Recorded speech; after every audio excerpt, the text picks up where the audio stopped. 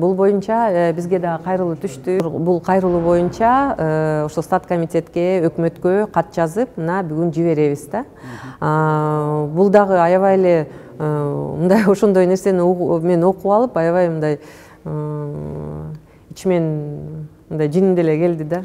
Меники 25-26 миң болуш керек. Бул жогорку кеңеште. Ооба. Анан ушундай бир зарплатабыз бар. Муну кээде бияка келген эл бир нече эл келип мындай сурап калат да. Берип коебуз кээде. Эми мен чын айтайын, мынагу өкмөттүн отчетуна, анан стат комитеттин отчетуна таптакыр ишенбейм. Анан бизде айтып атпайбы, азыр Кыргызстандагы орточо айлык бул 16 миң сомдун тегерегинде.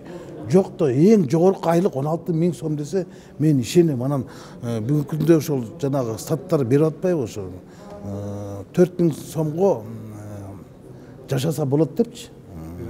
Bir ayda.